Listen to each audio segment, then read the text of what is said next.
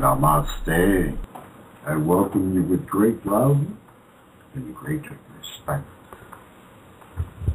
My name is Swami Shivananda Giri. I'm a representative of the very first American-born white man to become a Maha Mandeleshwar within the Swami organization in Hinduism. There are 80 Maha Mandeleshwars, and as I said, he was the first American white man to reach this rank. And he is my guru, His Holiness Maha Mandeleshwar Paramahamsa Swarupananda Vishwaguru Maharaj of Los Angeles. I happen to live in East Central Illinois and broadcasting today via independent media. Thanks to Blog Talk Radio for providing the means to interact with one another. Art Bell, kind of the hero for a lot of us who once upon a time heard of this man who in the middle of the night was able to broadcast from his home and do a radio show. And years later we can all do the same things. Thank you to the Friends of Freeman Network at the friendshipagenda.com. Just an outstanding collection of individuals, all sorts of people, like-minded and open, available, helpful, a real community, and people who know how things ought to be done, despite the way we see things being done at the moment. And I'm very happy to be amongst them. Sonic and the folks who put together the Type 1 Radio Lounge, thank you very much for allowing me to put this show on the Type 1 Radio Lounge Network and promoting it through the Friendship Agenda and that sort of thing. Reset. Hello there. So Reset is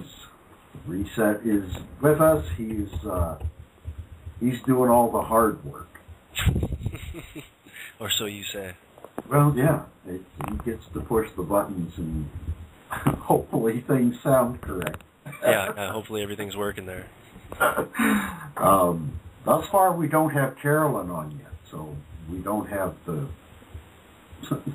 the tech issues that seem to follow Carolyn around sometimes. Yeah. But hopefully we'll get as many folks calling in who would like to interact. We would enjoy that. Then this would probably be a good time to give out the call-in number. Yeah. Yeah. All right. It's area code 215-383-5877. Or you can use Skype and get a hold of us through Blog Talk Radio. I am somehow hearing myself through, must be your, oh, wait. I know what. I had, okay, I fixed it. Got it? Yep. Oh, and just getting to this point has been an adventure in technology and issues and stops and starts and things. So I'm very happy that we're able to join together right now, and I look forward to interacting with those who will come along and hear it in the archives, and probably far more will catch it that way than we'll do it live. But as long as we can hang out for a while and discuss things that are important to us, then it'll just work out. And folks will talk, and there'll be new ways of doing things soon enough. But the thing is, that starts with you. And the objective, so many, I know when I discovered serious meditative practices and that, I had come to it from a fairly strongly New Age background.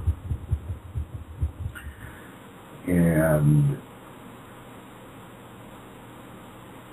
everything seemed to be about white light and increasing vibration,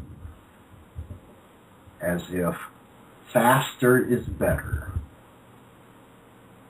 Well, I'm here to tell you the objective is stillness, not just faster vibration. The stillness that precedes all vibration. That is where you want to sit, so that you can observe the processes in vibration without undue suffering. And you can understand what you're seeing, what you're experiencing.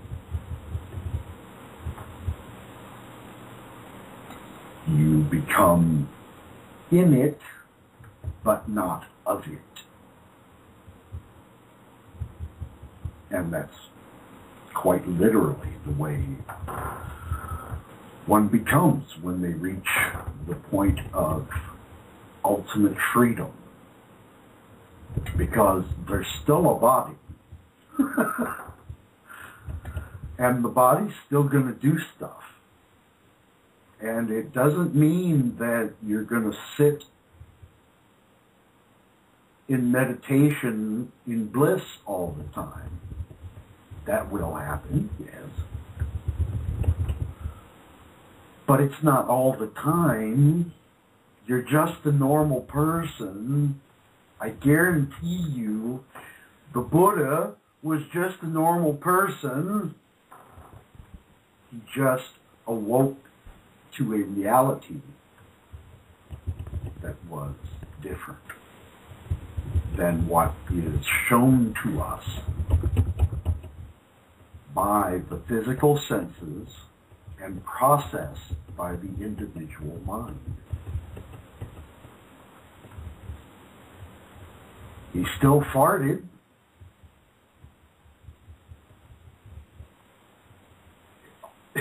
He got sick and died from eating poisoned pork. You know, all the normal stuff still happens. You can trip over a crack in the sidewalk. You can have a car accident. You can be sick and be completely liberated and enlightened.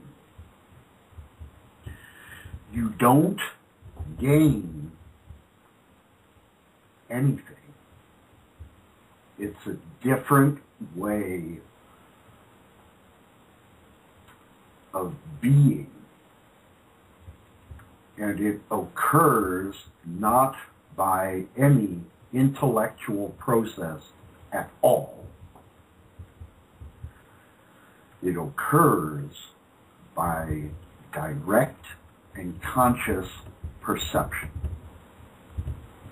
You are capable of intuiting infinity.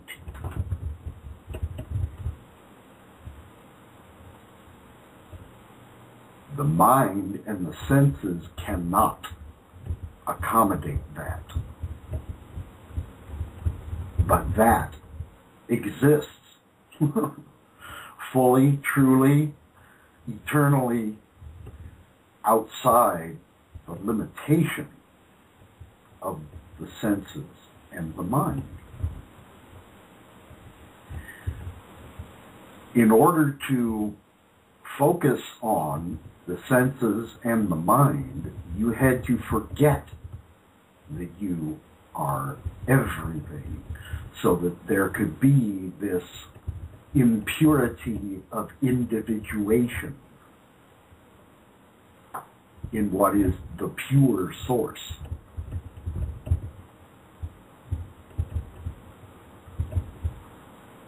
It's not a problem. You're doing fine. It doesn't matter what you've done before. If you wish to come to this understanding within yourself, it's time. And you will know this when you feel it.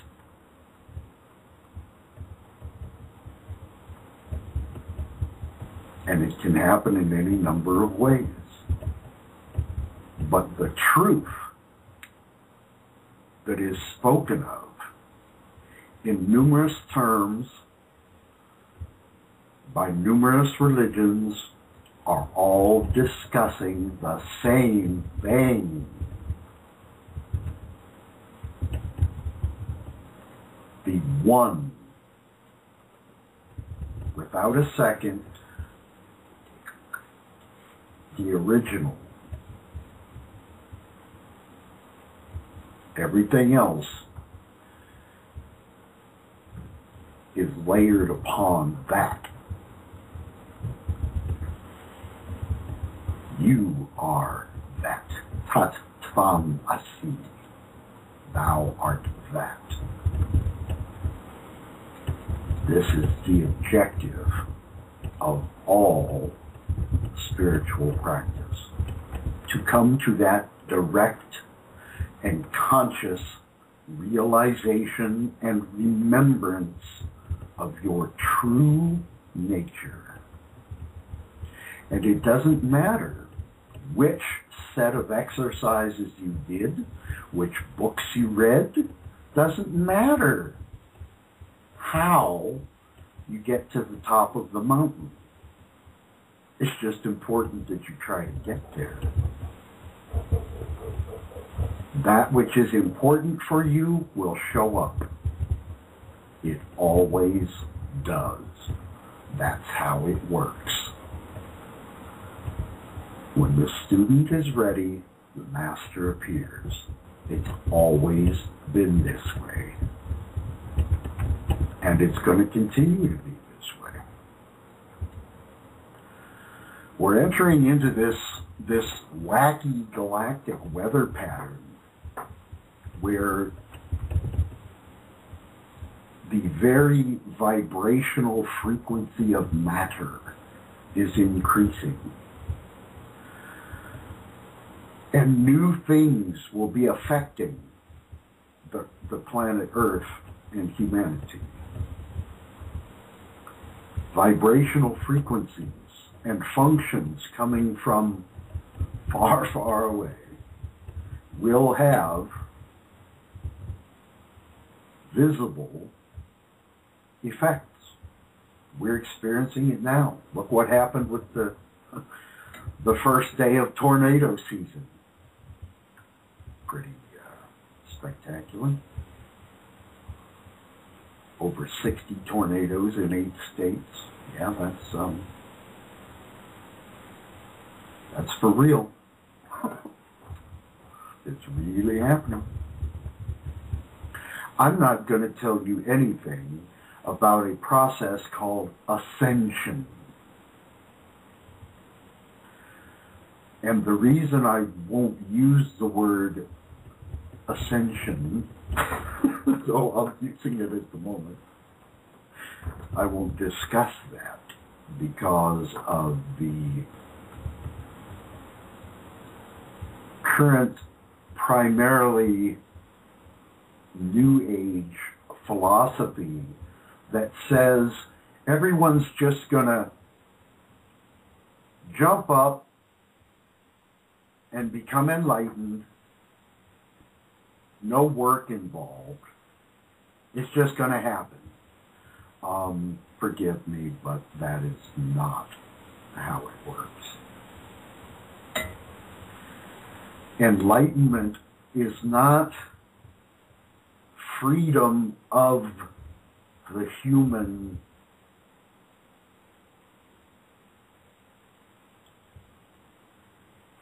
it is freedom from the human.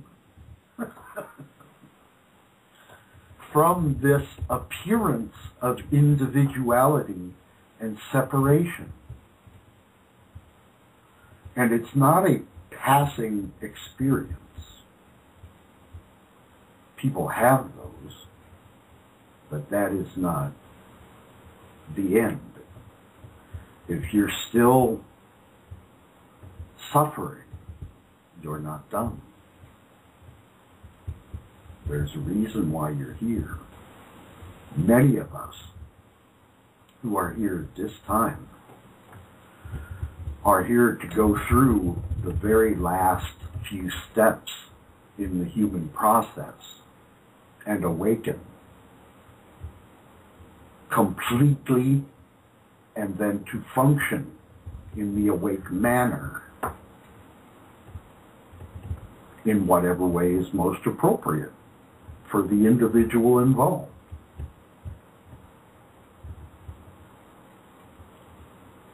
And that has always been really the core of the guru-disciple relationship, the master-student relationship, even back into the Vedic times and before.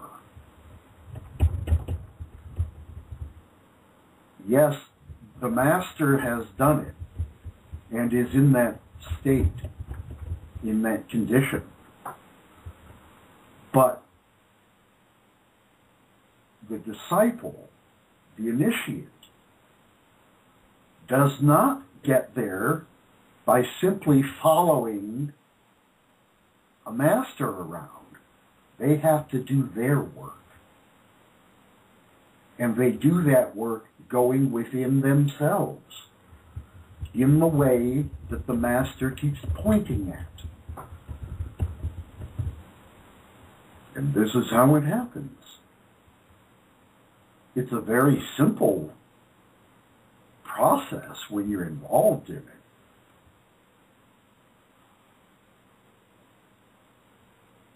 There's still plenty of room for emotional content and experiences. Some will qualify them as good. Some would have the crap scared out of them by some of these experiences. It just depends. No two are the same. And they're not going to act the same, and they're not going to experience things the same. So that's what I really enjoy about working with people, is that each individual will have their very own story. Yet so many of them will be concerned because they're not living up to someone else's story and experiences. That's one of the worst things you can do to yourself, is to try to judge yourself by the experiences of another. You hang you hang a brick around your neck with that. And it's a real hard thing to get out from under. One of the things that, you don't you don't perceive directly for a while, is that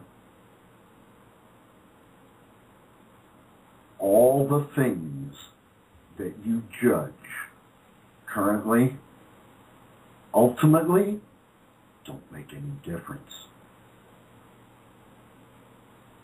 They're what you are observing.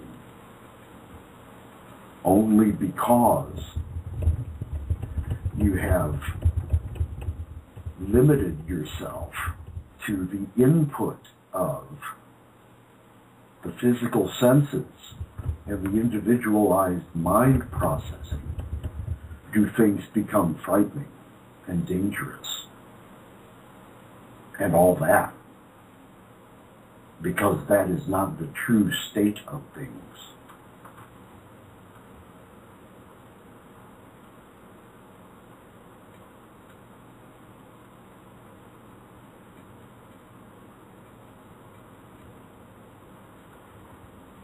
And as ridiculous as that may sound, it's the truth. For so long, I had so many good reasons to judge things.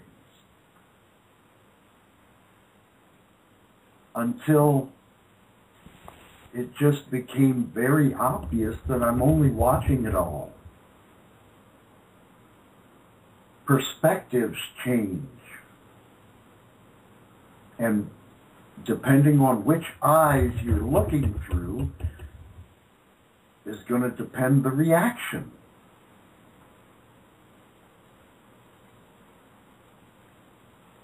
But from the ultimate standpoint,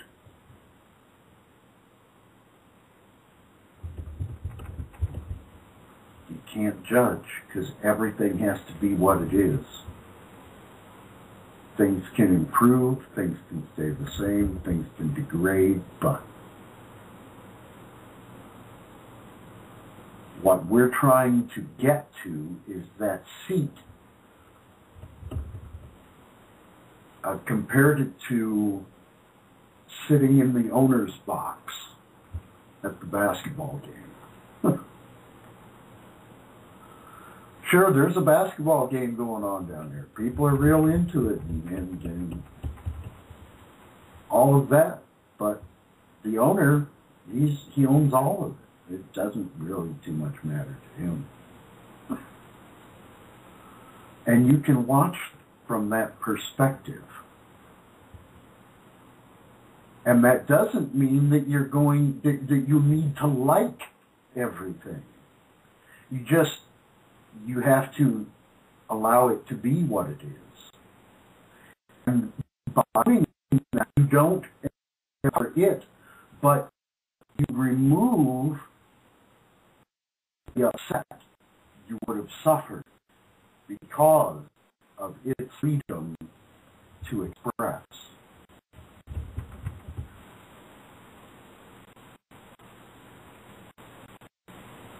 And these ways of seeing things come mostly through the practice of meditation. Because if all you're going to do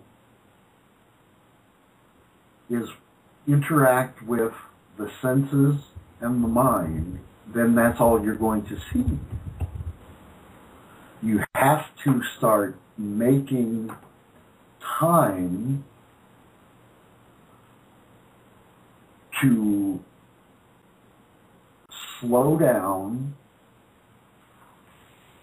and open up a space for other than that limited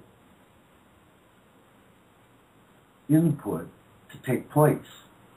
And you have to make space to receive that.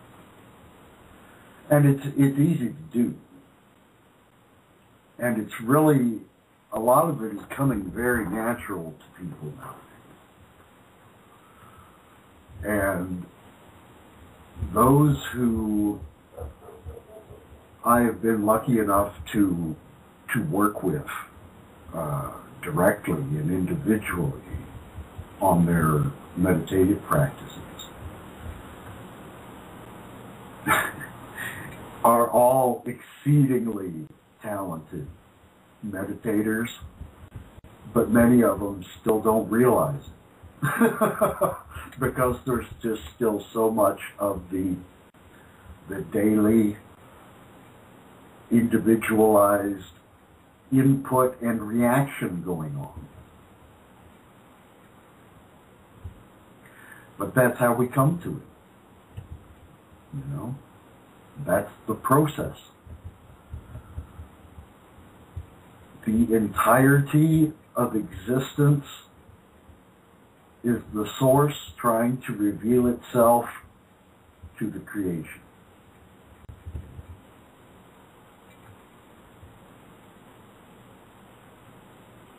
That's the truth.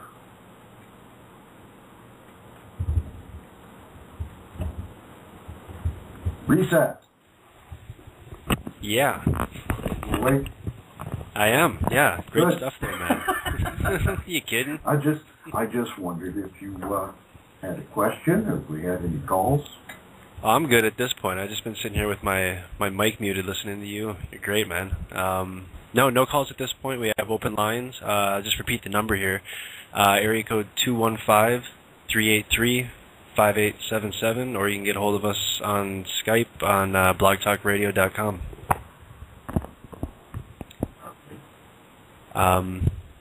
No, keep going, man. Next time we'll have to have a list of questions. Yeah, I kind of think that might... well, actually, no, hold on. I did write down a couple things here the other day that I was maybe going to try and ask you about. If I can find it on one of my multiple Post-it notes I got stuck around me. Great. Okay. Very happy to discuss. Okay, let's hear. I was just kind of wondering what your take might be on meditation in altered states. You know, like using any sort of drugs or whatever you might find out in nature, or does it make more sense to you to just go al natural?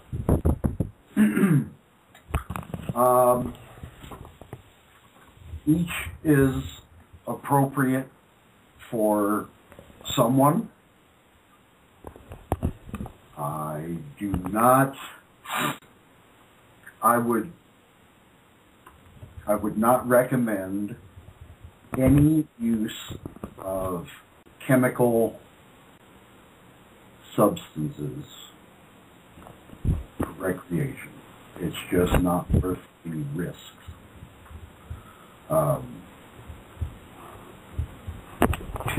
In the ancient Shavite tradition, Shiva brought cannabis from the Himalayas to South India to be utilized as medicine, food, and fiber. Smoke weed every day.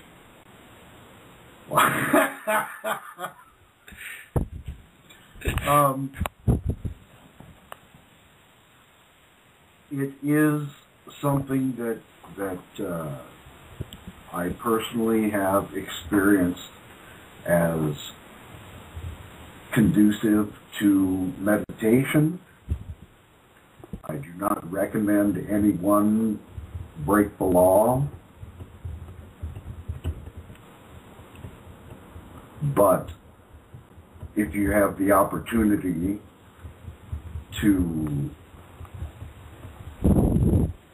utilize cannabis, it certainly has its uses.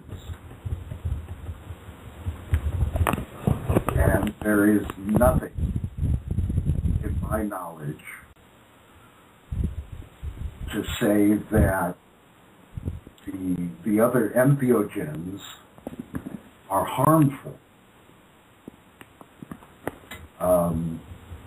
I've personally experimented with a number of different things, and some I liked and some I didn't. And you know, what I really think is of value with the entheogens like ayahuasca and psilocybin and that sort of thing is that it will take you beyond the 5 sense reality and the normal limitations. So in that, I find them to be useful because it shows that more exists. But just to go do that without any real purpose is not very effective as a party thing. You know? Yeah, okay, I hear you there. I can't recommend people do that. I don't believe it will necessarily do any real harm, but you're not utilizing it to the best potential. So we actually have... Oh, go on. I was I going to say we actually have a caller on the line, but if you want to complete a thought there, go for it. Yeah. The use of the entheogens has been with indigenous populations forever. And they have purposes for which they use them. Unfortunately, the current Western society is all into a lot of, the party mentality and doing it for that purpose. And I just find that that's not what it's for. And you won't get the most out of it in that way. So that's basically my take on drugs and interaction with those of us who are on this path. Okay. Yeah, and that was right about what I expected you to say, I guess. That's kind of what I was expecting. Well, so that makes sense. Well, I mean, it's only using the things that are there that the wise ones know how to use and for the purposes which they work. Just do that, and you'll pretty much stay out of trouble. You go messing with the chemical stuff, that's dangerous stuff. I mean, even the legal high stuff that, you could buy at the liquor store and the gas station. And yeah. That stuff, man, rough. And I don't think it's worth the risk, Mm-hmm. The body undergoes interesting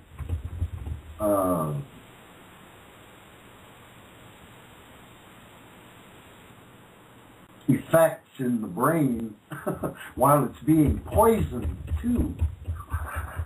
Doesn't mean we should poison ourselves in order to do it. So let's just not do that. Who's on the line? All right, so let's see if I can bring a caller on. Looks like we have Philip Cruz, 75. Hey man, is this the cannabis happy hour, man? Namaste, Lobo.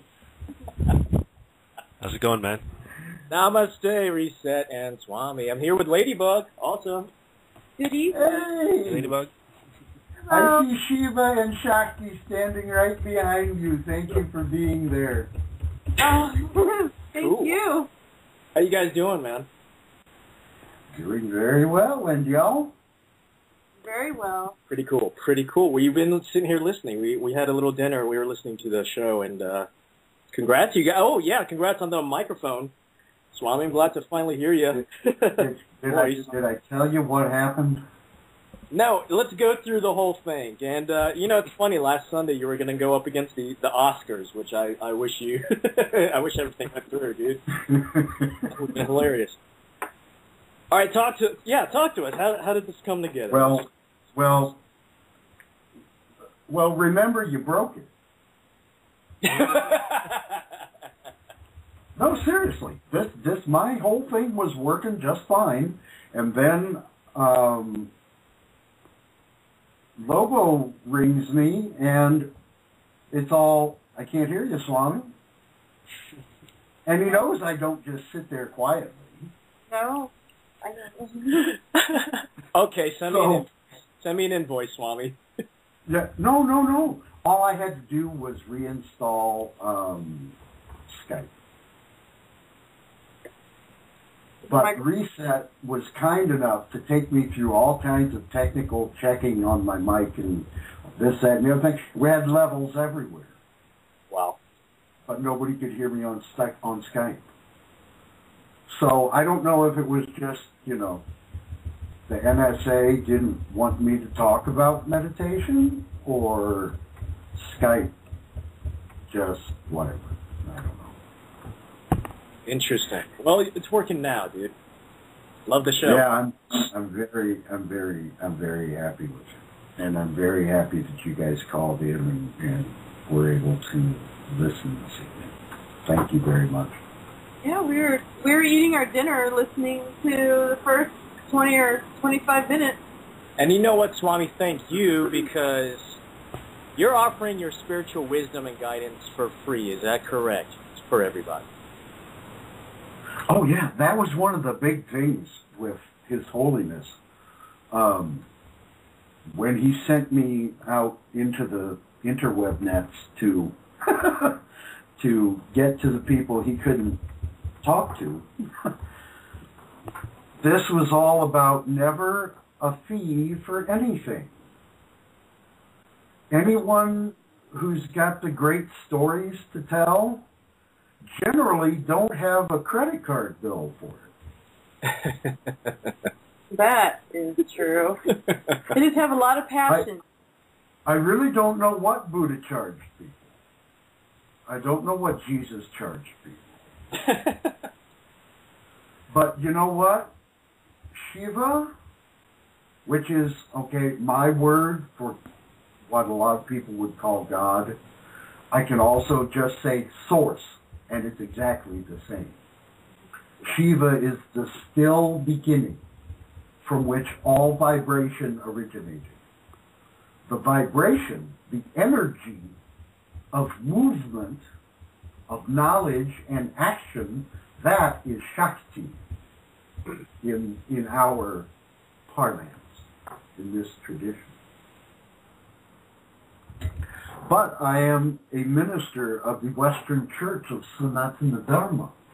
So I had to go learn all this all this Sanskrit stuff, and then be able to try to say it in English and make it so it made sense to people of a Western mind,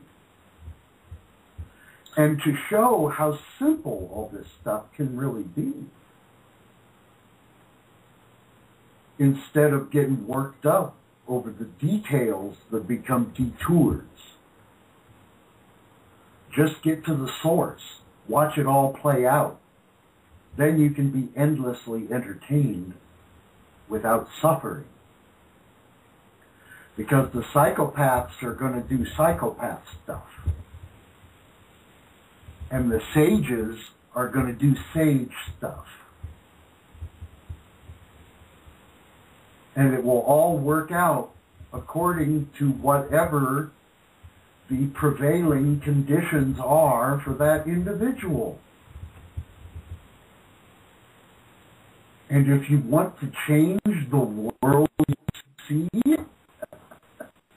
you have to change the perception. Because your perception is your reality.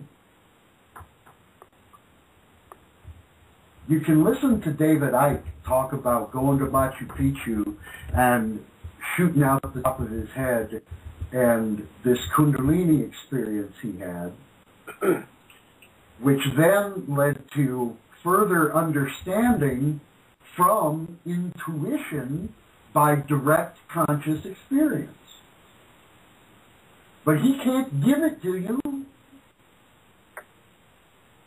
He can't even tell you how to get it because he don't know how it happened in him.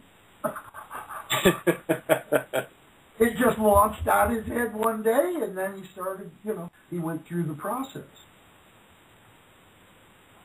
Well, My job is to guide you step by step to that place inside your very self where you will find that stillness, where you existed before life was, and were complete and carefree. And you can sit there today. If you go for it, you're not going to see it watching American Idol. You won't feel it shopping for a new car.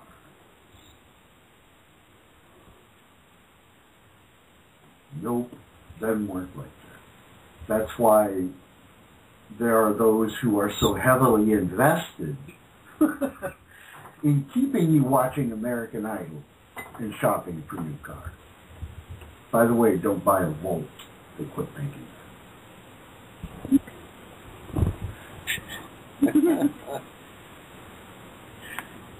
Swami, question. Bobo, answer. Okay, so when the student is ready, the master will come, right? Can Can the master take the form of an animal, like a horse, perhaps? For those who are, I would say, of the more, I'm just going to classify it as shamanic. Yeah. Those who interact very naturally with nature entities, generally by psychic means,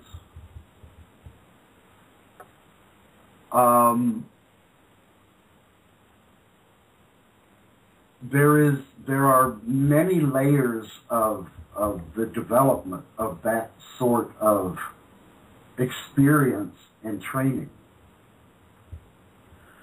So knowing that whatever comes to the seeker, if they are, if they know themselves to be such a seeker, regardless of the path they're looking down, something will show up that will take them deeper or in another direction.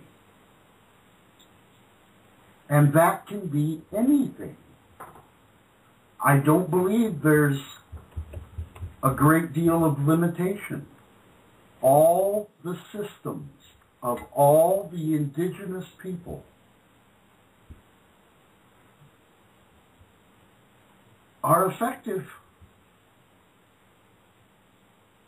It just depends. What did you learn and how did you learn to do it? What can you do? That's that.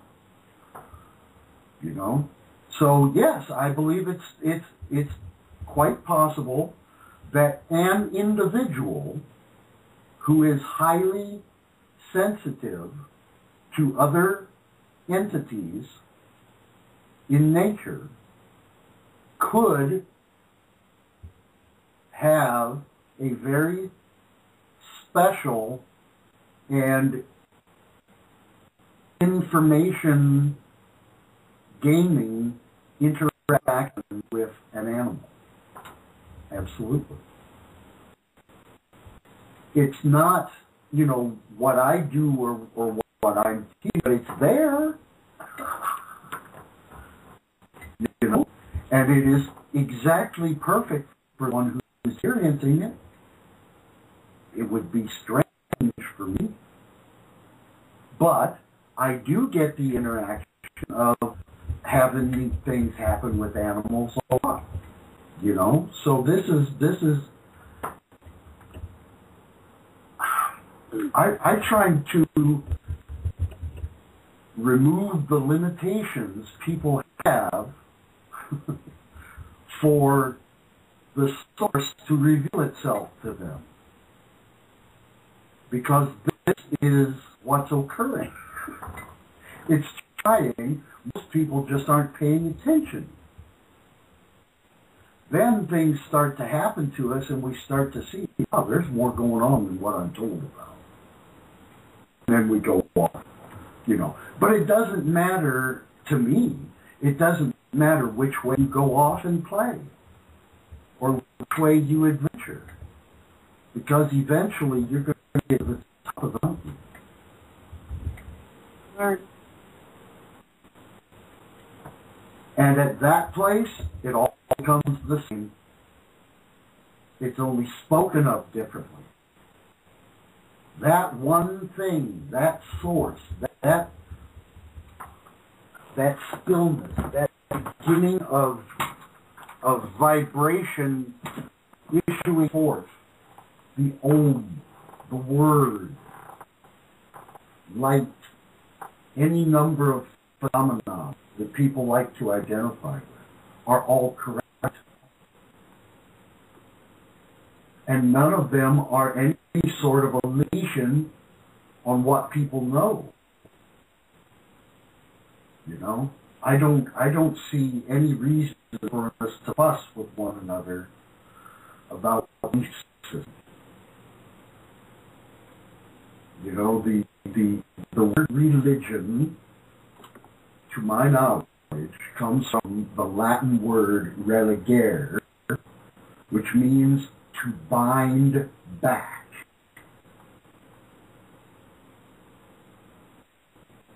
Now, why on earth would they give people religious systems to bind them back if they really wanted humanity to simply be what it is and develop naturally?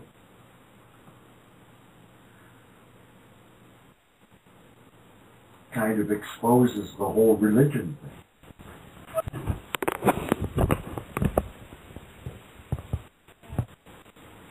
Now, can I just add a little something there? For some reason, you were talking about the derivation of the word religion. Just for some reason, the way you said it just kind of also made me think of the word renegade. Yeah. Remember that, okay? These aren't actual things. Humanity's been here a long time. They speak of 400,000 human-occupied worlds. Cosmos. This is one. How many is that? More going on than anybody wants you to know about. I say, watch it all. Enjoy the show. Let's sit up in the owner's box and high-five each other. But let's not judge.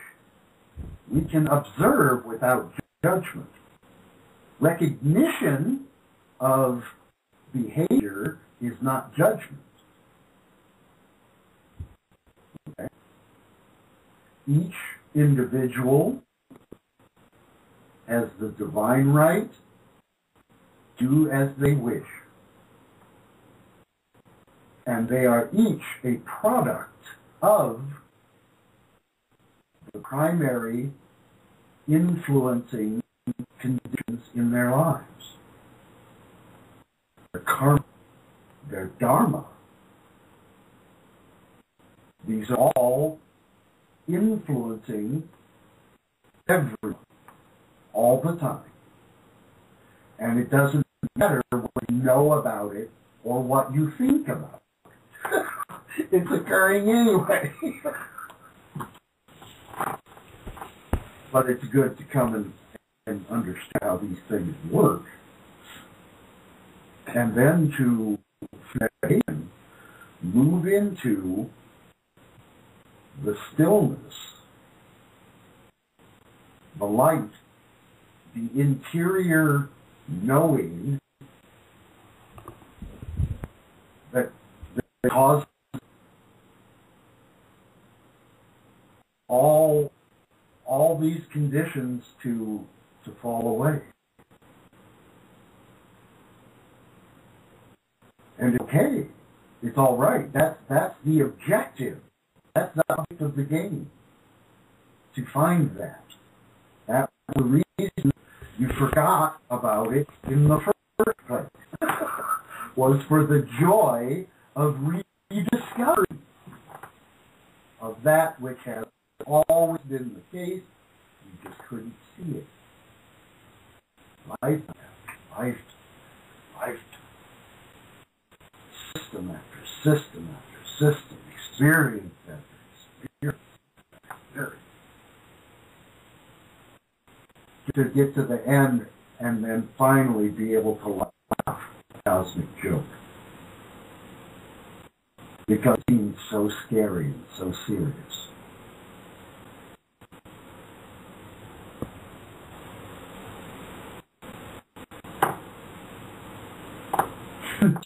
So I got, dude, I'm blown away. I got a question for both you guys, if you don't mind.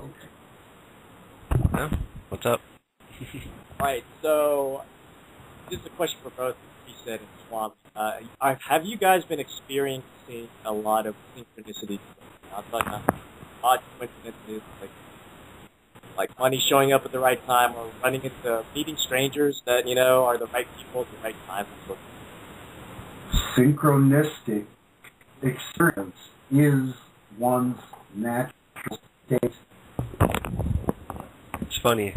That little bit Swami was just saying, there was a little bit of sync that I was going to mention the other day after a little bit of meditating. I just kind of sat there and this little thing came in my brain and I wrote down, find your blank focus.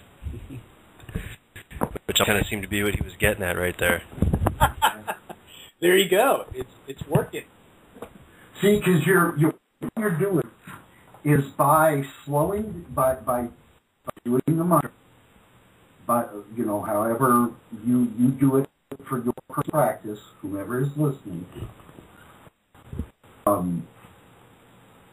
you are using the science of frequency vibration, because the individualized human is both a receiver and a transmitter 24/7. So we utilize the mantra, and we then set up and generate within ourselves a vibrational frequency which is conducive to expansion.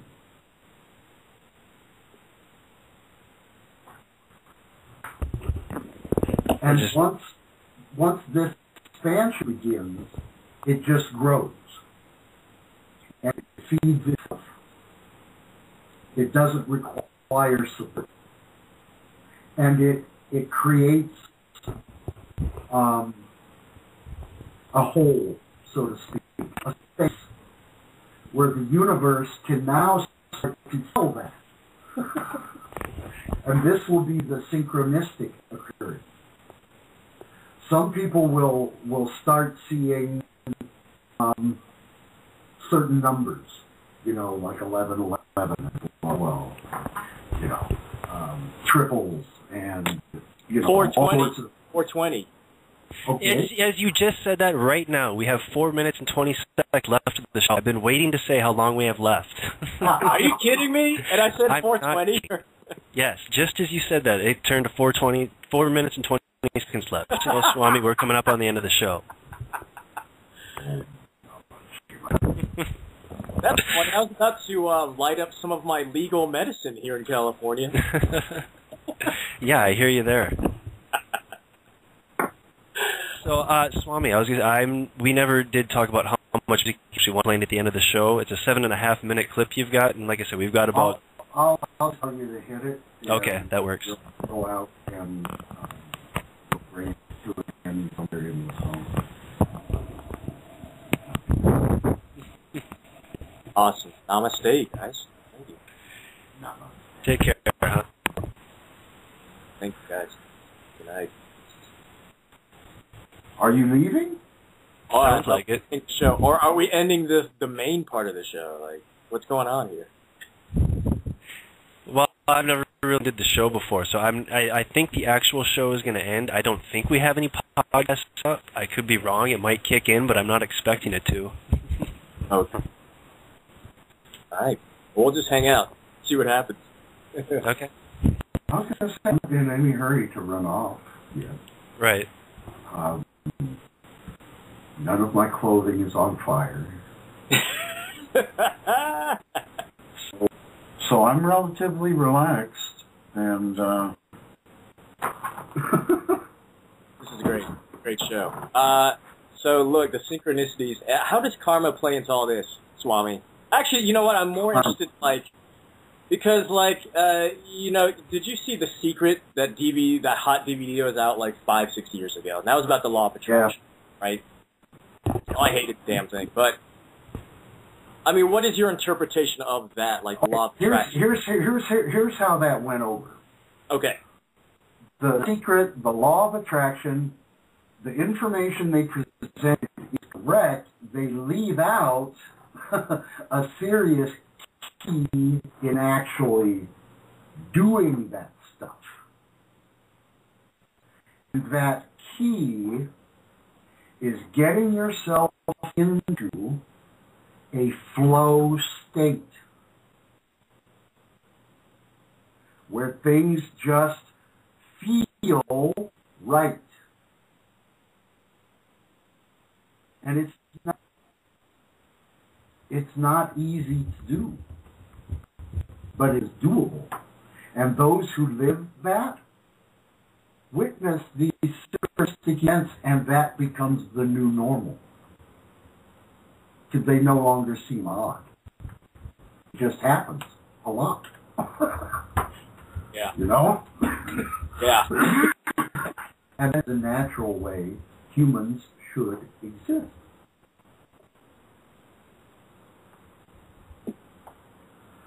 I'm gonna cry.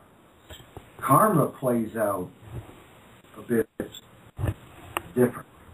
But when because you don't change karma. The karma playing out now is the last life, primarily. You're not, it's not like what you did this morning is what happens to you tonight. Close, fast, like that. There's long-acting karma, short-acting karma, and middle. And it just depends what the prevailing conditions are, what of the karmic conditions will express. But through the practice we do, through reaching full enlightenment and liberation, all karma is dissolved. It goes away. It is no longer a factor. Although there will be karmic influences and effects to the body if you begin giving Shaktipat to people. Because then each person you give Shaktipat to will a portion of that individual's karma will be taken into your system personally to be processed and eliminated. So there will be, that's not a lot of fun. But that's how it works. But eventually you'll get, you won't really be generating karma anymore after you get to the fully enlightened, liberated state where you are fully aware of the individual occurrences and conditions of the body and all that stuff. But it's not the biggest thing going on for you. There's more. And there's a deeper understanding about how things are. And you are more and more since the witness of what occurs, as opposed to the doer involved in all this stuff. You can watch it all play out. And then interact very appropriately with each individual based on what is happening in that moment.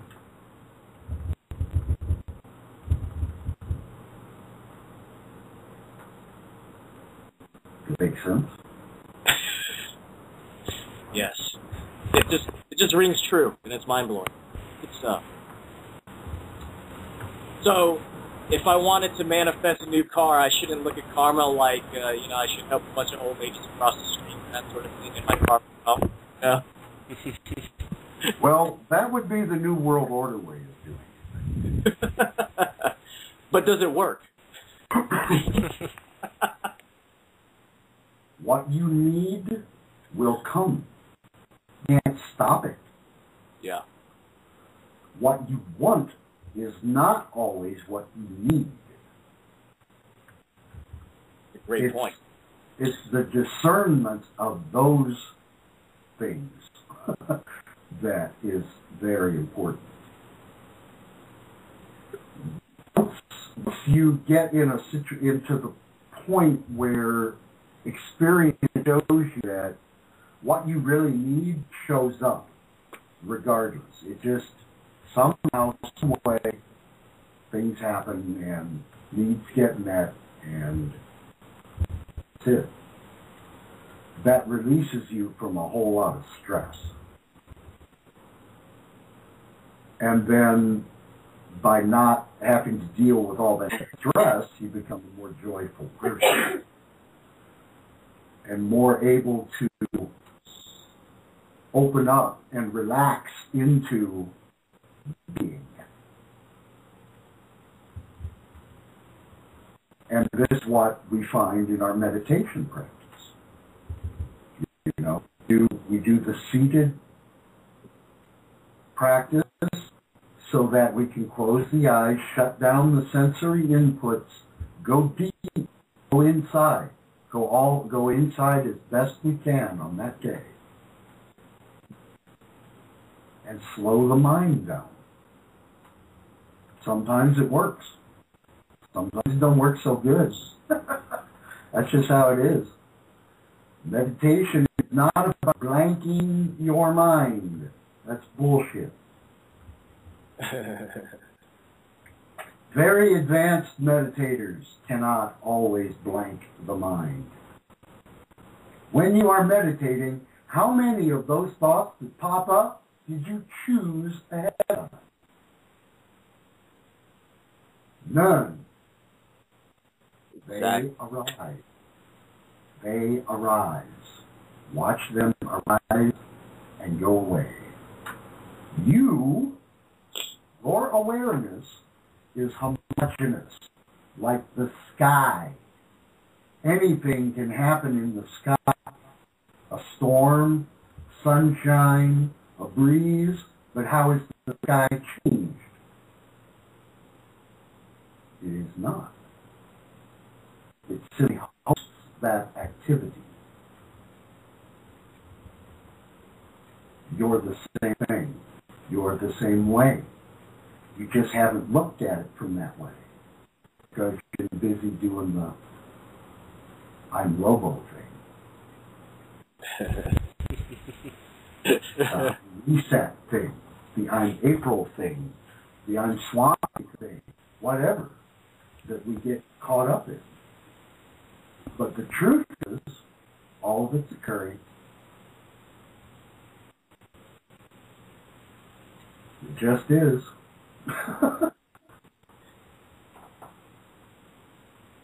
And it's the way that we interact with the mind and what the mind does and our recognition of the mind's patterns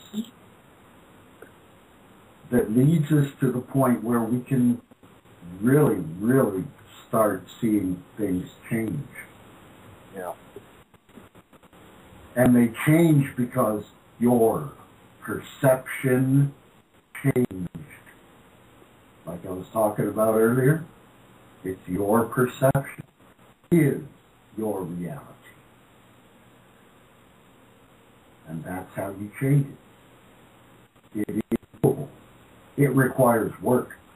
It requires the grace of a master. And it requires hard work. Some things are pleasurable. Some of them suck a lot. But all of it passes, and you go to some of the best stuff you've ever experienced. And that's how it works. It's very simple.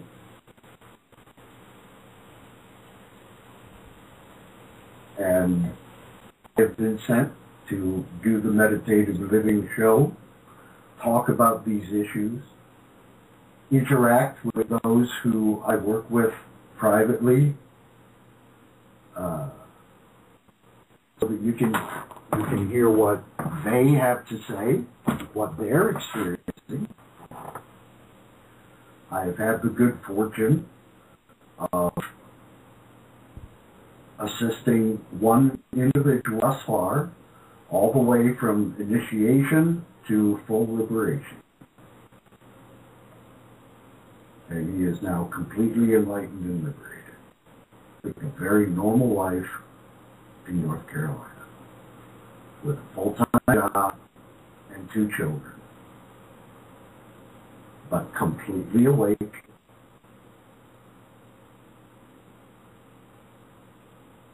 And you can do it.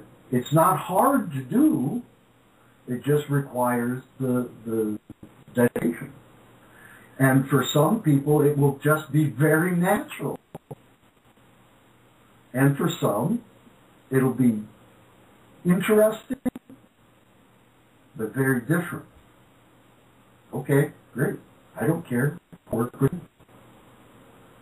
Whatever your particular thing is fine. I don't care what it's done for.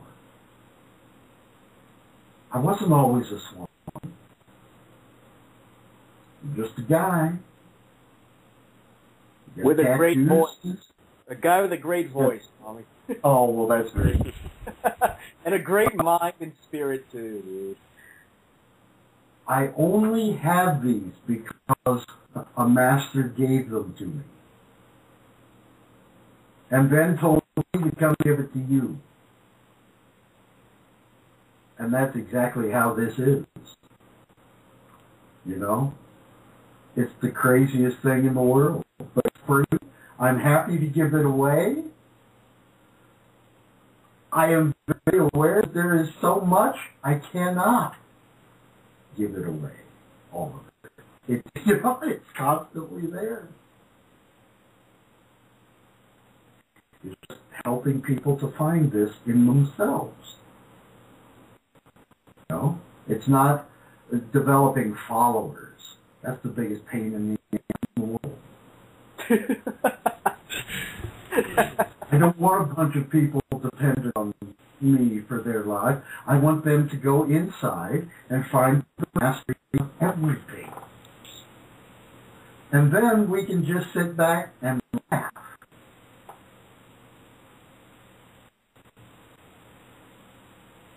That's the ideal thing to me.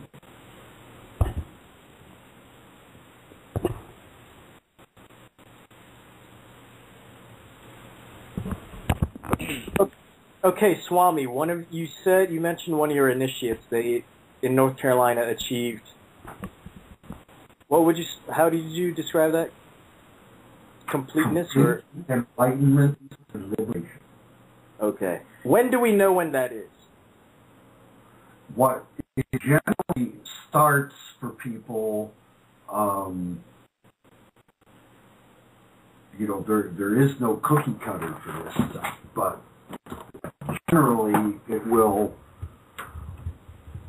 begin with people experiencing unitive states, glimpses of how things really are that may only last for a little bit. But you remember, it's a change that feels like you're connected to something else, everything else. But they come and go. It's an experience. And that's the way these things generally begin with people. There will be an affinity for an object the eyes are looking at, where you feel that object right there to be your very self. no different than you. Appearing different, yes, but not, because you can feel it.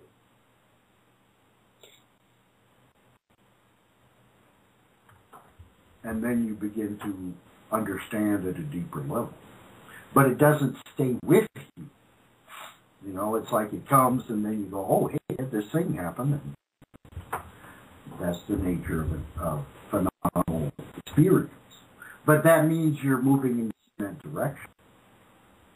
Even if you're not active about it, that moment doesn't mean it. You'll get active about it. Because you'll go, I want that. That was cool.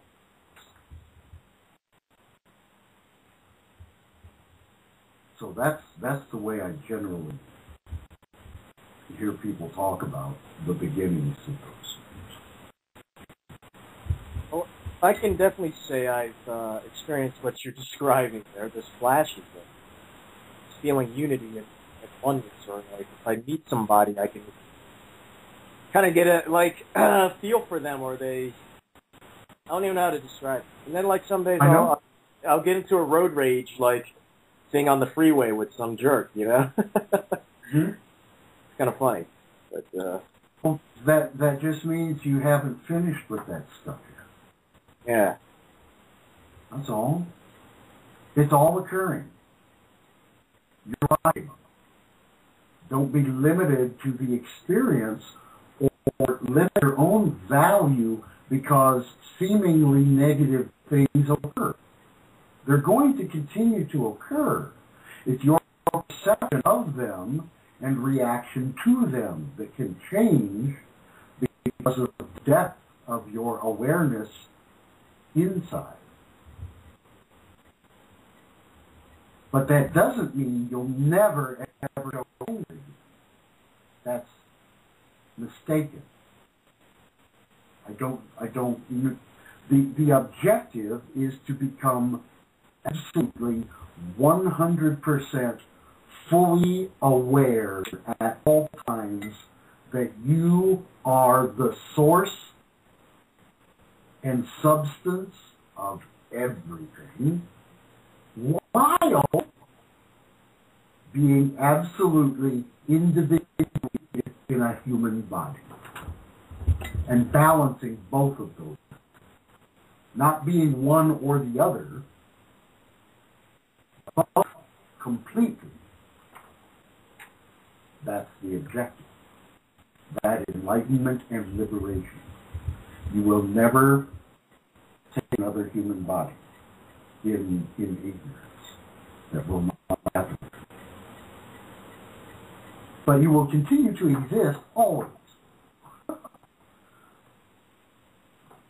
It gets very strange at the higher ends, but it's not fearful. It's not to be worried about. It is there. It is already the case. It's always been that way. Will always be that way. Currently, your attention is somewhere away from that. But it goes back to it. And you can find it within yourself. It is doable. It is science. And I don't care which masters you like. I love them all for what they did and what they had to go to as individuals to become what they became.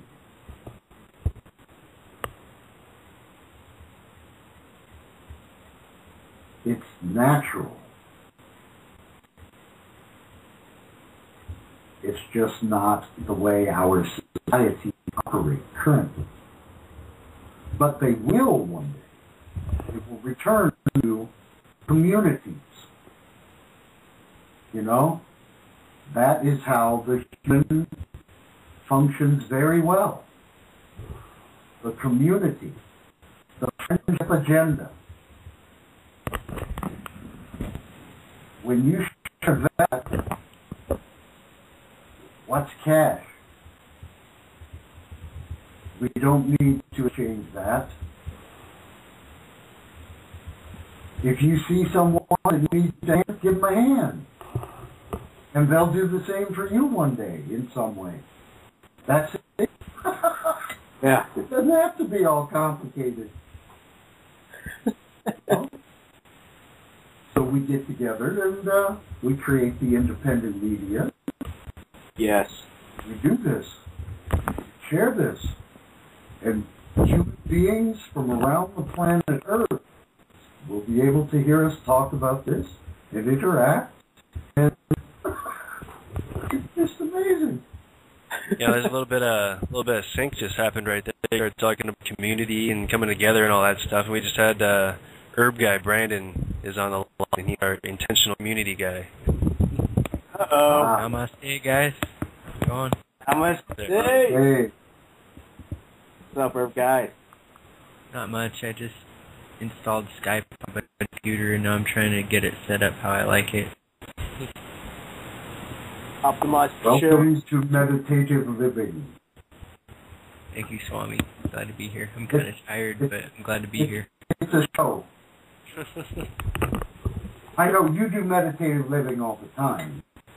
This right now is just a show. Sure. I installed Skype specifically to catch the rest of your guys' conversation. I was bummed that the show ended so soon.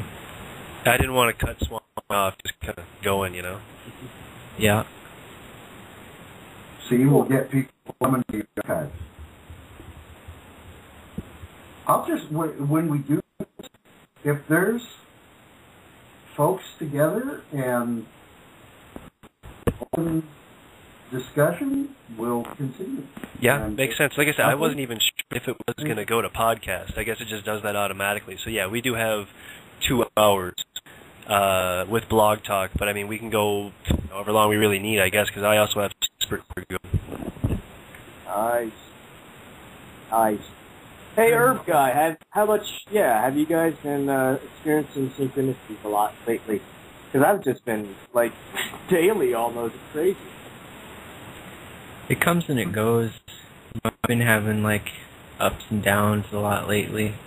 Like, it's kind of, I don't know. Like,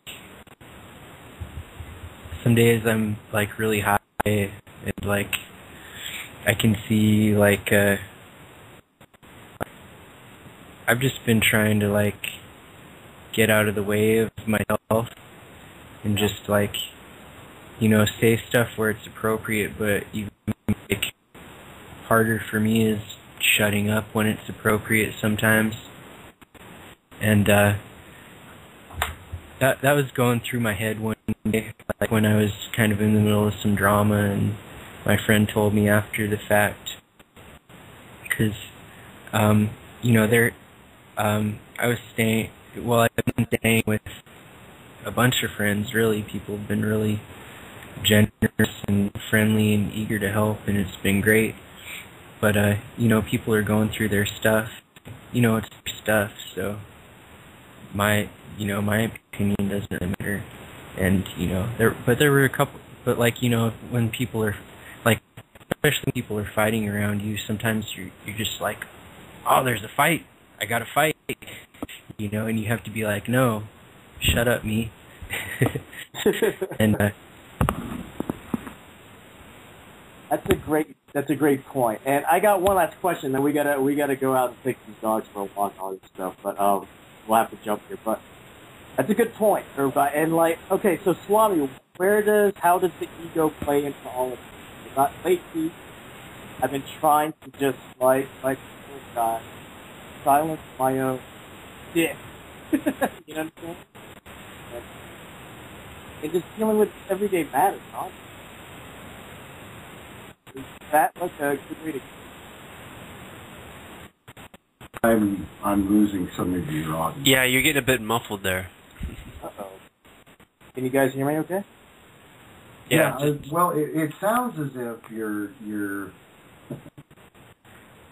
having issues with the individuality and the attendant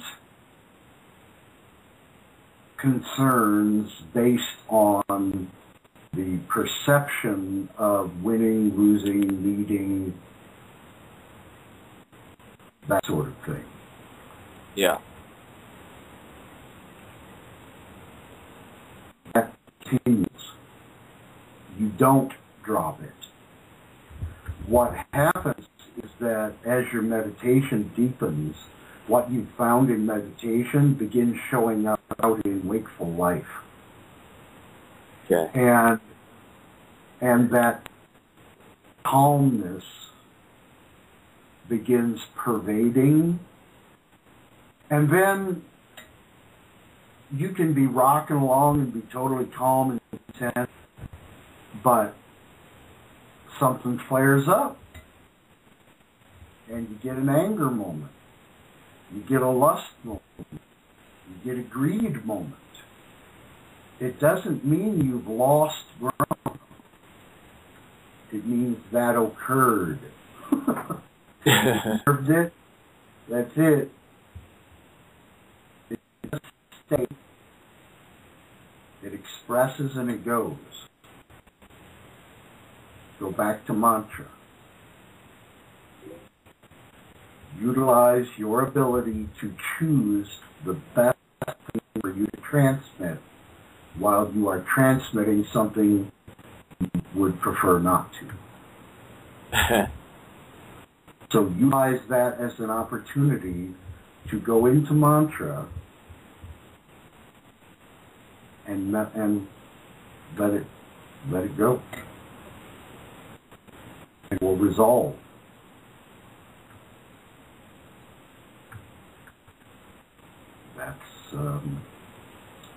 That's what I did. Yeah. It works. And some days you may get an opportunity to practice that a dozen times. And some days you may just be really cool and in the flow, and you just, everything's worked the way it should and surprises you, and you're full of awe and wonder and creative, you know? Yes. That's the life. That's the existence. It gets kind of boring at some points. even in the magnificence of the absolute. Because you think about it wrong. Yeah. All these people thinking enlightenment is something you get. No, it's not. It means you've dropped all the crap you had. I've been feeling that a lot. Boredom. It's okay. It comes and goes. I swear. I've actually been... And it's okay. I've actually been, like, to, like, fairly often, because, like, a lot of drama is, like, dropping off. Like, it's, like, a natural result of my practice, but now it's just kind of boring sometimes. Like, at first, like, the exciting stuff that was, like, encouraging me to meditate was encouraging me to meditate and stuff, and I was telling people all these fantastic stories, and people didn't really seem to care, but I was still all excited about it. Mm-hmm. That's kind of one way too, and now I'm just kind of wondering what to do. So I'm just doing mantra. And yes, keep following that. And see, okay, God does 5 things. The source, Shiva, God, Vishnu. It doesn't matter what you like to say, okay? But that has 5 functions. Creating, sustaining, destroying, which is actually better, I think, conceived of as just putting all the toys away, rather than any sort of loss in the use of the word destruction. Concealing and revealing. And you are entering into the part now where much is done in revelation. And sometimes it gets boring in between revelations. yeah. But that's just how it is. You know? And But you will find, most people find, that in general their life is improving. And their ability to deal with life is improving.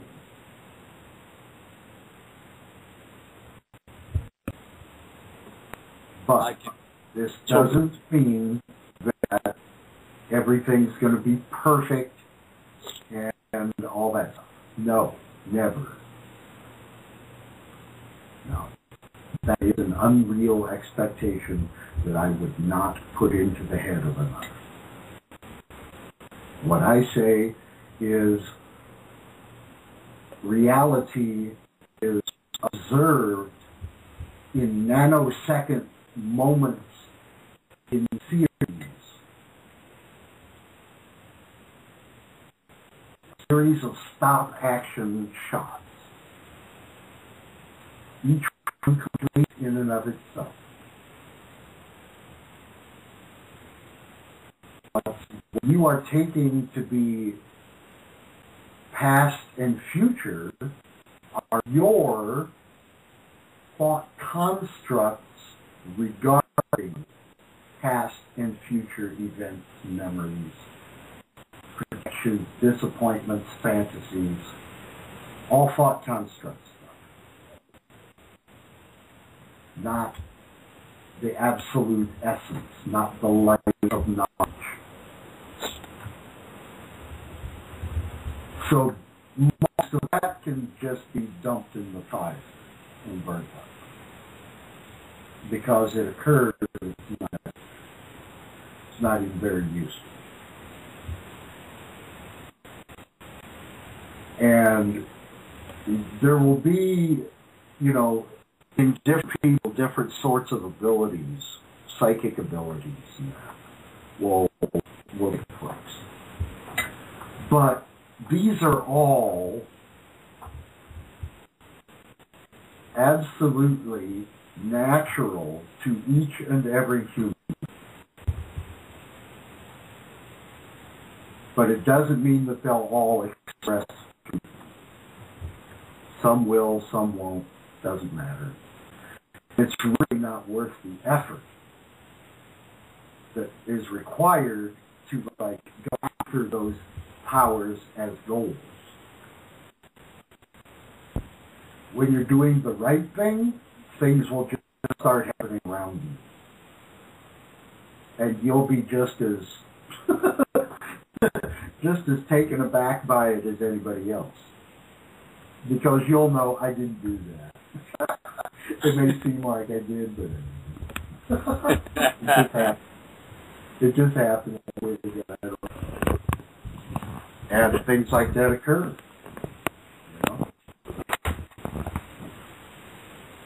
And that's the best way to do it. Because the siddhis, the powers, the yogic powers, can very easily lead one into deep karmic troubles. Because you'll be doing stuff from the individual perspective, seeking to gain, rather than simply letting it occur, no matter what. Just let it happen. If it happens, it happens. Great. If it doesn't happen, that's great too. Yes. A lot of people get into the doing the power things and they lose their way. Because now all of a sudden they're a powerful yogi and they can do shit. So they want to do it. You know what I mean? So it can become a bit of a problem. I say when things just bloom of their own, enjoy that, and then don't worry about it too much after that. Makes a cool story. But beyond that, even relating the story to someone, what does that do for them? Nothing. Might entertain them for a minute.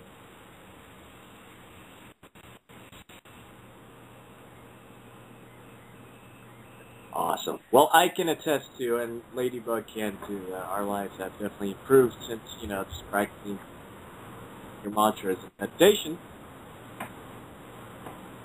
And it's awesome. So thank you for your guidance, Swami. You are very welcome. Thank you for allowing me to be of service to you both. I'm sorry I don't get to interact with April more, but I hope she knows that whatever, reach out, just whistle. I'm around. Cool, thank you. And dude, thank you guys, Reset and Herb Guy, man. Hope you guys are doing well in 2012. I mean, we're having 2011 sucks for us. 2012 is looking really good. I mean... Yeah, thus far. Yeah, kind of cool. Yeah. Yeah, we gotta take the dogs out now for a walk, so yeah, we gotta chomp, but yeah, really good chat with you guys. Really cool stuff. I really love the meditation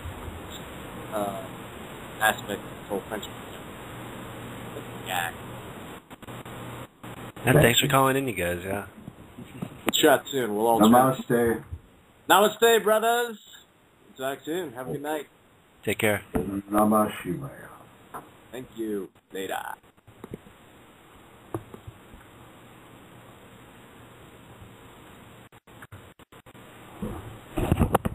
Landon, any comments, questions, complaints, or ideas?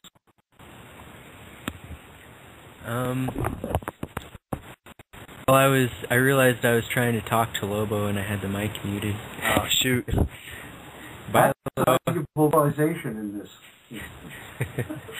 I love you, man. It was good talking to you.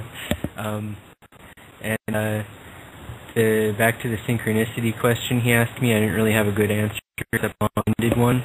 I was kind of making a point with that one, like some interesting stuff happened. Like my friend commented that she's very into God, just not quite the same tradition as me. So it was kind of interesting, like comparing ideas and stuff.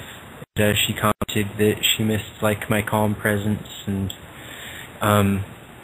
that like she got something from me, like even when I wasn't saying something, which I thought was pretty profound under the circumstances, like what was going on in my head and stuff. So I felt like I was doing something good, even though, I was just kind of sitting around and bullshitting with friends. Yes, but you are visiting purposefully with that vibe daily. Therefore, it can transmit through you, and those who are around you who are sensitive or susceptible will have some sort of awareness of it. And that's exactly how it works. It's a wonderful thing. Yeah, it's been pretty cool. I've been meditating with more of my friends than I would have expected coming out here. And I've noticed, like, doing group meditations that I kind of, like, I have the same, like, experiences and perceptions as the people I meditate with,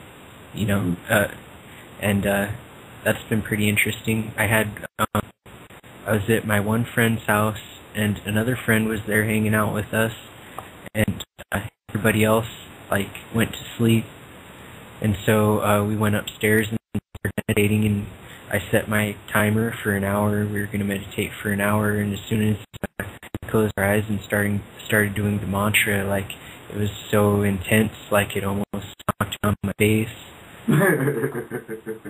And then, like, after 5 minutes, his wife called chewing his ass, and meditation time was over, but it was like I got more than an hour's worth of meditation in that 5 minutes. It was pretty crazy. Excellent. Excellent.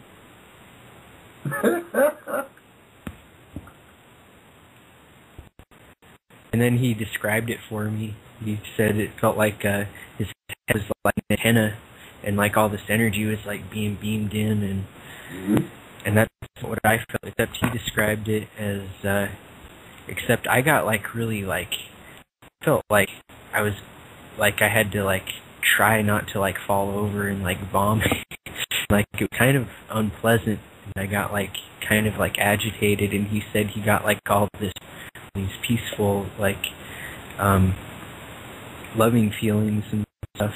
So I don't know what that was all about, but it was interesting anyway. That is the effect of Shakti. The effect of the... My guess was like we were maybe balancing each other out or something like that. Well, energy transaction. It's a sharing.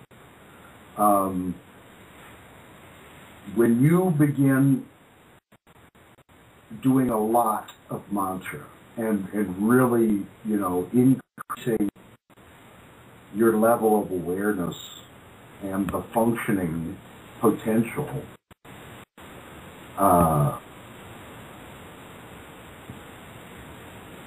it just oozes out of you. and other people will not necessarily have a linear logical thought of, I'm going to try to get that or feel that or whatever.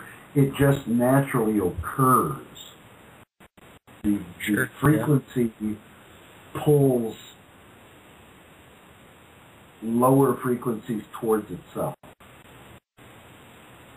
And that's, one of the mystic paranormal truths of what is occurring. And it spreads. And there's no question that it's happening, and it's generally pretty cool. But that's how we're going to change the world. Not by fighting with the NWO folks or hoping to change anything they're doing. We're changing ourselves. We're changing our own perspective. We are utilizing the mantra practice and science to take control of that which we transmit. We're simply being responsible. And it opens all sorts of new things to occur that you may not have experienced in a very long time, if at all in this life. You've been doing this for a long time. Many lives. We all have, or we wouldn't need. Anybody who is like fresh into the human experience has no interest in what I'm talking about, and could very easily be highly offended by it. Those who are prepared and in a karmic situation where they're ready to wake up, they will react. Simple. And the ones who want it the most come and talk to me the most. And ask questions and feel silly about things and not understand why this happens or that happens, or that's the process working itself out. It's okay. This is how it's supposed to work. It's not a big, scary, difficult deal. It's joyful. There are parts where it might hurt though, physically, while Shakti Kundalini is expressing throughout the body and up the spine and out into and all that stuff. Some of that can be painful.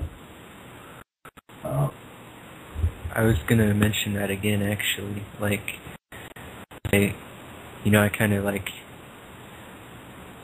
I wanted to kind of clarify some of what I was talking about, because, I'm sitting here telling stories about meditating and then, having to fight back, feelings of, or having to deal with feelings of anxiety and, wanting to vomit, and there's been other times that it had never occurred to me that might be the case until fairly recently, but I've started, like, occasionally having problems where, like, I can, like, right away when I started meditating, I was sensitive to prana or kundalini traveling through my body. I could just kind of sense, like, energy doing stuff. Right. And it was always really pleasant, but sometimes now it's not really pleasant and it sucks. but I just wanted to elaborate on that and point out that what you said earlier about just seeing, like, an overall improvement in your life, your ability to deal with it, and your ability to move through the world gracefully, and that sort of thing. Like, I've noticed, like, it's just opened up a whole world to me, so it's like there are experiences you have to deal with that you wouldn't necessarily consider pleasant sometimes, but it's just, it's just been part of the process for me, and it's also like, feels like I'm not getting anything I can't handle. Like, I'm getting the ability to handle all these new experiences that I've been, like, tripping over for as long as I can remember, but then also, like, new experiences and stuff, so it's not like anything that I can't handle is being thrown at me. Like, I'm at a point where I kind of, at least, like, I'm not always centered, but I've, like, found it or come close enough to it that I know it's there, and I can kind of, like, reach out to it and not be fazed by the stuff that's going on around me that I'm not necessarily partial to. And that's been really powerful for me. That is the fruit of the practice, growing on its own. You don't have to seek fruit from the world outside. The world outside will show you the fruit of your practice when you exist, but you have to give it that commitment. You know, it's not a hobby. It's done with very serious ends. You got to feel it. You got to want this. You know, in order to do the work and go through what happens while doing the work. And I'm never, ever going to tell anyone that it's all easy and unicorns and rainbows and lollipops, because it's not. That would be an absolute lie. That would be some sort of New Age guru who wants to charge you $250 to hang out for a weekend and give you a guided meditation. Hey, Brandon, we're getting some bad noise from your mic. I think it's because I was messing with the switch, because I was, like I was going to swallow loudly, and so I turned it off. Maybe I should just quit messing with that. Okay. Well, we're just getting a hiss from it, so it almost sounds like it might be turned up a little too loud or something, maybe. I don't know. Anyway. Are you still getting it? Are you still hearing that? A little bit, but it's not a huge deal. I was just... not a big deal. Go on. It's less of a problem right now. Yeah, it's less of a problem now. Okay. Sorry, I didn't mean to interrupt. I didn't have anything to say at that point.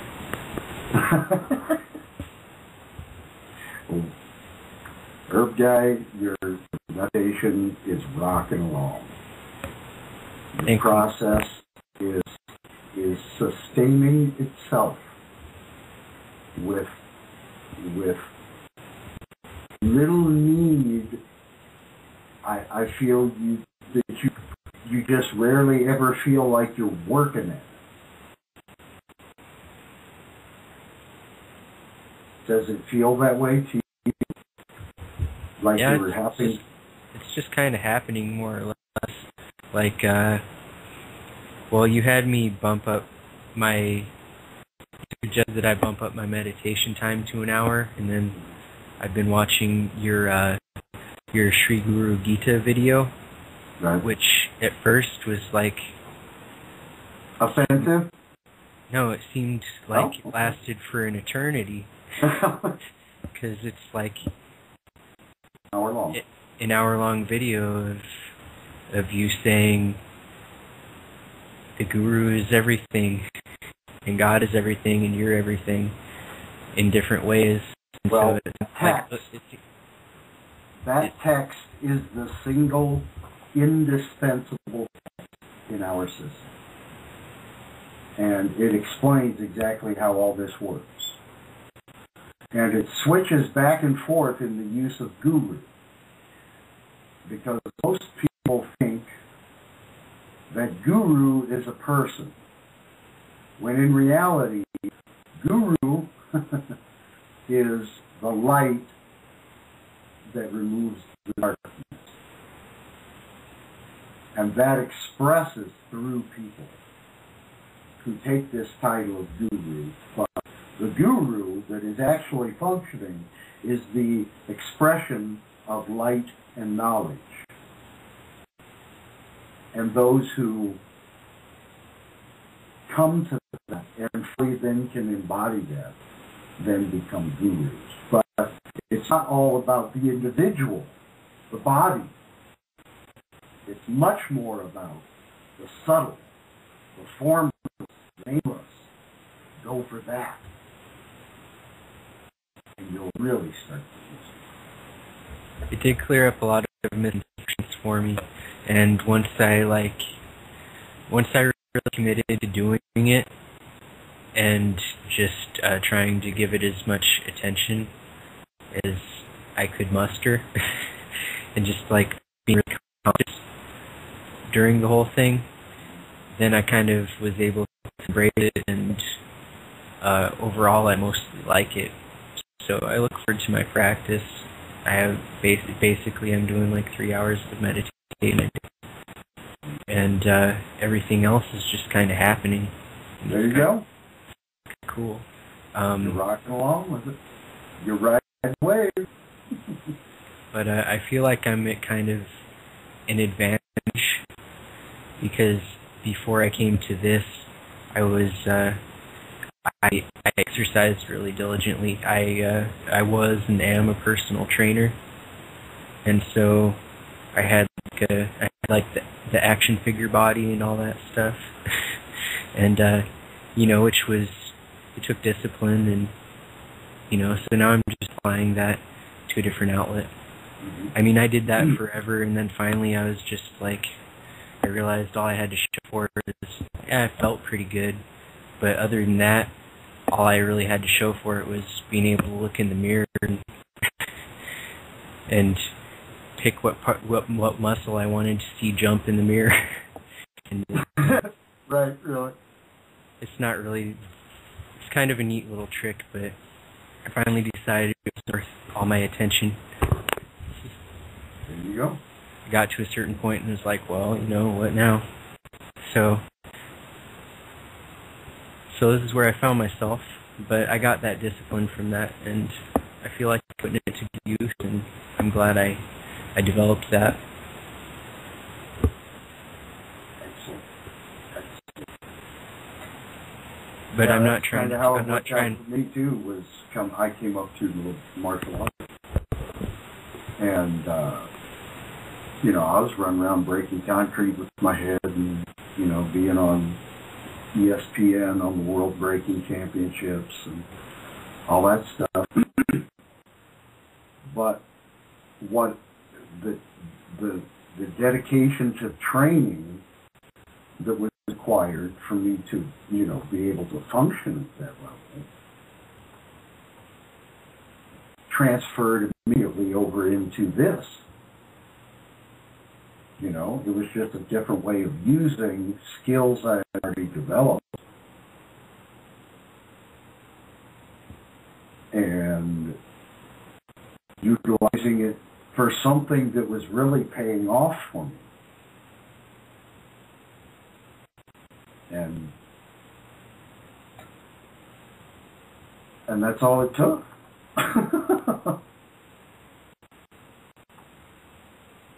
Yeah, Lisa, you're pretty new to all this. How's your meditation been? Yeah, I'm usually getting that. You said 2 times you're going to want to get 15 minutes, and then I honestly have more success with it when I'm laying in bed. Yes, that's a very important time for us in this tradition, utilizing that period of time before you fall asleep.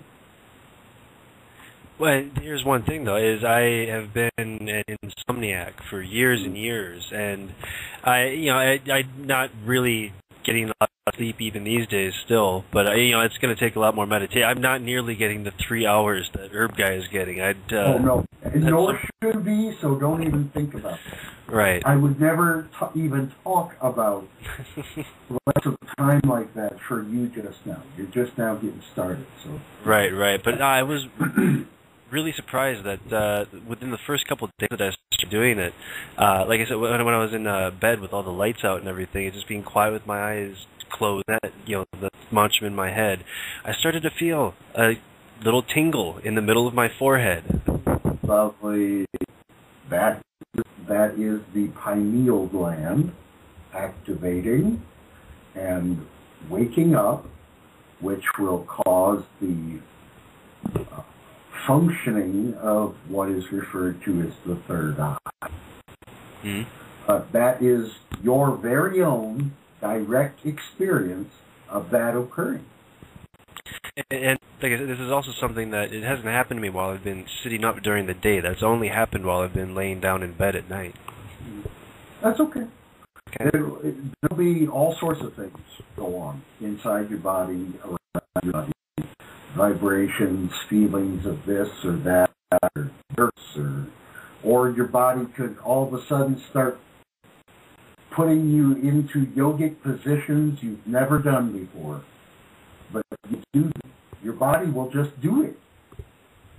Because in this this thing we do called Shaktipat, this guru's space and the energy that gets shared with you then begins to move things and wake things up within you. And that's how it works.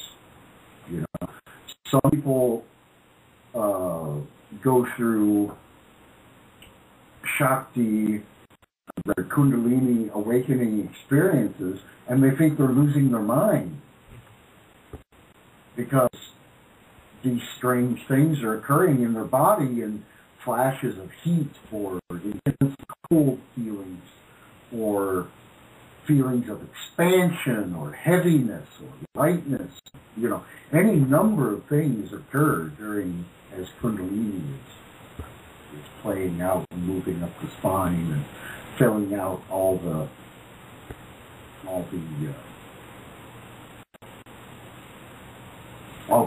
mediums and the nadis, which are the paths, the tubes filling up your system, pressure testing you, and it just moves around and it does stuff, and that becomes your new normal. These things occur, and you'll get to a point where you will see, with your eye closed, you will see very clearly brilliant white light within your head. Whether you have your eyes open, you could be in a completely dark room with your eyes open, and you will see the light just the same, as if you had your eyes closed.